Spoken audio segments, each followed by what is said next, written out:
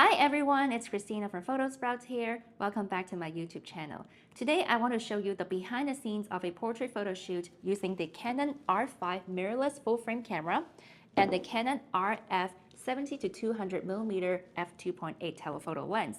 Basically, I have three lenses for photographing people. The first one is the telephoto lens, the 70-200mm f2.8. The second one that I often use is the 85mm f1.2 prime lens. And the third one is the 15-35mm f2.8 wide-angle lens. To decide on which lens to use for the photo shoot, we have to understand there are three effects when we change the focal length. The first effect is the change in the field of view, which is the amount of things that you can see in the frame. The second effect is the change in the depth of field, which means more background blur or more background sharp.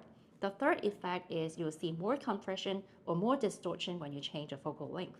For instance, if I use this telephoto lens for the photo shoot and I want to maximize the background blur, then I will have to zoom in all the way to the 200mm edge in order to get that blurred background. But at the same time, my field of view will become narrower. That means I have to step back in order to get the same framing. Last but not least, zooming in more also means that I will see more compression than distortion. Compression in photography means that the background and the foreground will appear closer to the subject. And since the photo shoot happens in the nature, I would love to see more compression so that the hills in the background will appear closer to the model, and also the hills in the middle will appear more compressed and closer to the model as well. This will help me get a cleaner composition in my photo shoot. Compression also reduces the distortion in facial features, resulting in a more accurate and genuine representation of the subject's face. As you can see, understanding the three effects in changing the focal length will guide your composition, framing, and posing decisions. Throughout this photo shoot, you'll see how I change the focal length and how I change my composition and posing with the model. If I'm shooting in a city in which I don't have a lot of space to go back, then I'll simply use the 85mm f1.2 prime lens, which will give me a slightly wider field of view to showcase the context and also the model. Then what about the wide-angle lens? What do you think I will use it for? What are the three effects that you expect to see when the focal length becomes wider? Tell me in the comments. While the change in the field of view is very obvious as you zoom in or zoom out the lens, a lot of new photographers tend to forget about the second and the third effect, which is the change in the depth of field and also getting more compression or distortion. In order to become a better photographer, every time when you zoom in or zoom out the lens, or when you change to another lens, you should have the three effects popped up in your mind immediately. So let's see the behind the scenes. This time of the day is a perfect time to use natural light because the light intensity on Sienna in the background is just the same exposure. All right. In this photo shoot, I have invited my regular model, Sienna, for the demonstration. And the style that I'm looking for today's photo shoot is light and airy. I'm zooming all the way to the 200mm edge in order to get more background blur and compression. Shooting on a long focal length means I need to step back for getting Sienna's half-body shots. You love the photo, I tell you, I promise. Chin up a little bit more, give it a really cool look. Look at that tree over there. Yeah. Yeah, arch it back a little bit more. This is how blurred and compressed the background is on the 200mm focal length. And because the background looks very clean, I can use the horizontal orientation in my framing and apply the rule of the thirds by putting Sienna slightly on one side and leave some negative space on the other side. I'm guiding Sienna to lift the dress slightly to reveal a little bit of her thigh, enhancing her feminine look. Chin higher and right hand on the hat as if you are pulling it up. Yes, like there. Chin up. Better effect with chin up. Yes, and now look at me. It's all in our hands, this life of time that's given to us all. Now let's have you sit on the chair and give me that really wild pose, okay? I'm instructing Sienna to angle her knees away from the camera rather than facing them straight on. This is to avoid foreshortening. Edge of the chair. Yeah, like this, like this. You're really good at that. Yes, scoop your knees 45 degrees away from me. Yes, good. And left foot out more. Left. Yes, good. Put your elbow on the knee. I asked Sienna to rest her right elbow on her leg, creating a graceful S-curve in her body for a more sensational and elegant pose. Wow, okay. I'm gonna get full body, all right? And the rule of a third is applied in this way on a vertical framing.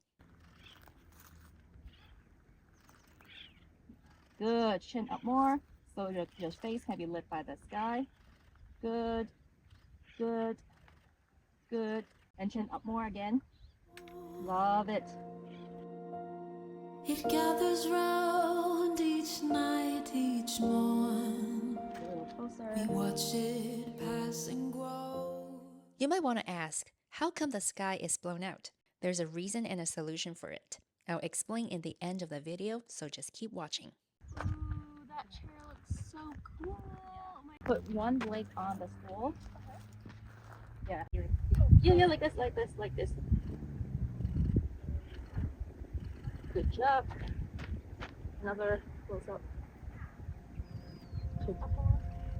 And look at the It is all in our hands, it is all in our hands.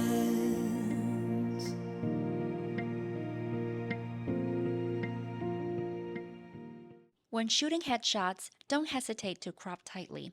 It is perfectly fine to crop out a small part of the head and use the rule of the thirds by aligning the model's eyes with the upper third line of the grid.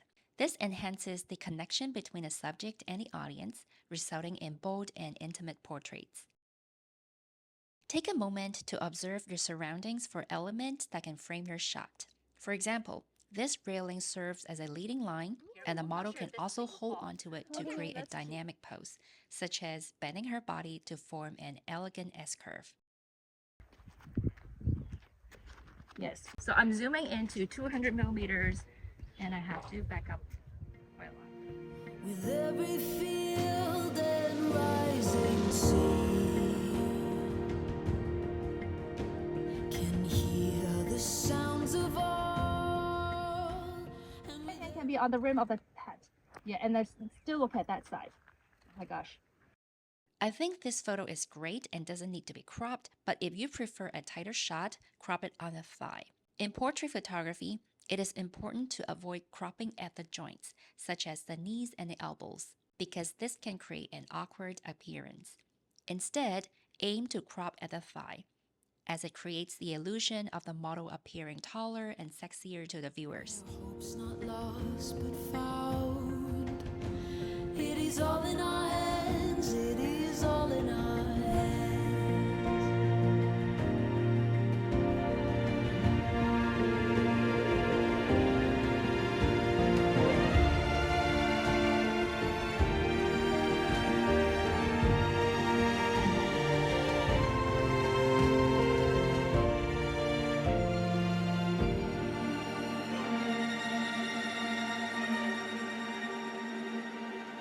It is all in our hands, it is all in our hands.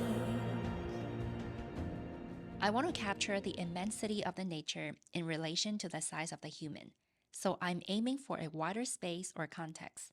To achieve this without compromising on the nice background blur and compression, I still shoot on a long focal length, which means I also need to position myself a lot farther back from Sienna. Yeah, turn to me.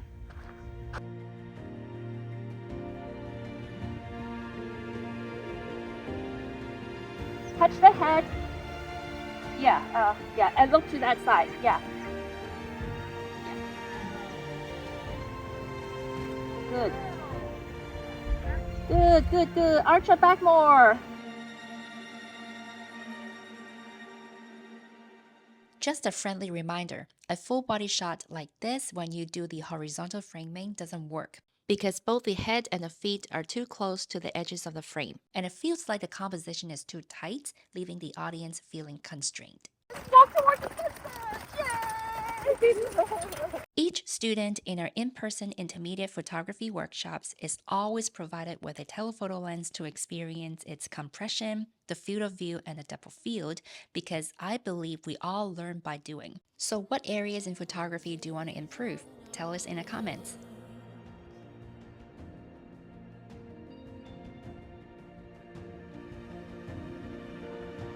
And we know the change will surely come.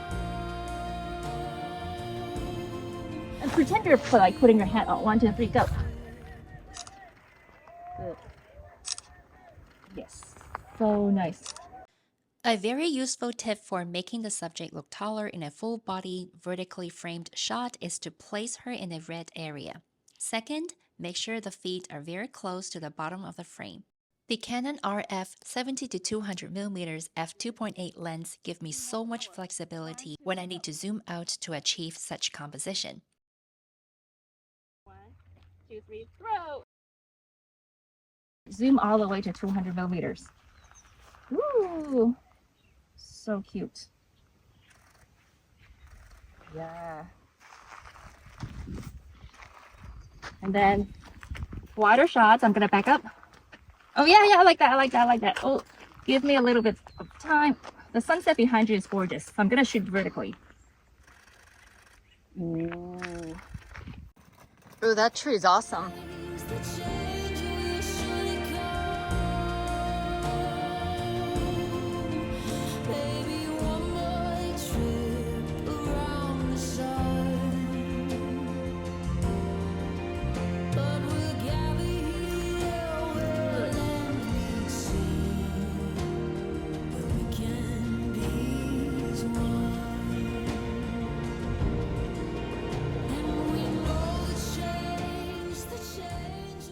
Extend that arm more.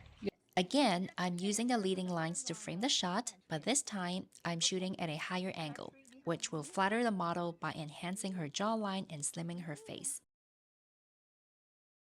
So I'm gonna go for a wider shot. Cute. And you can look over to that side this time. Yeah, like this. Yeah, arch more, arch more. It's a wide shot, so it will look super cool. Yeah, I need the form and the shapes. Good. Yeah.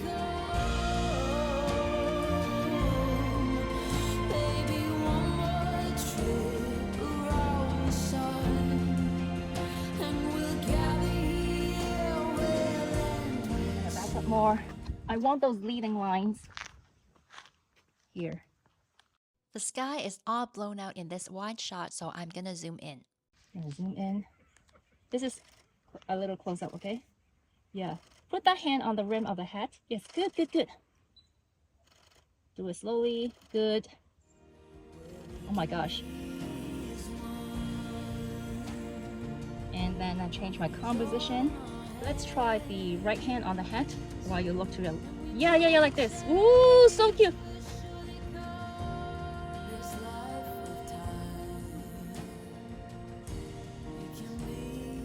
Now hold this pose. I'm gonna do a close-up for you.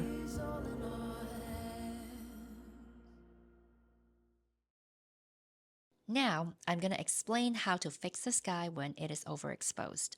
This is a natural light photo shoot, so the goal is to have the subject well exposed because there's only one exposure in a camera.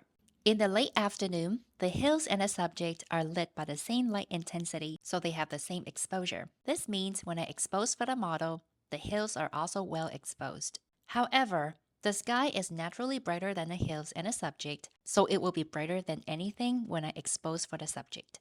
In order to balance the ambient and the subject exposures, a flash will be needed. So you want to expose for the sky, which will make the subject look underexposed. Then you add in a flash to illuminate the subject.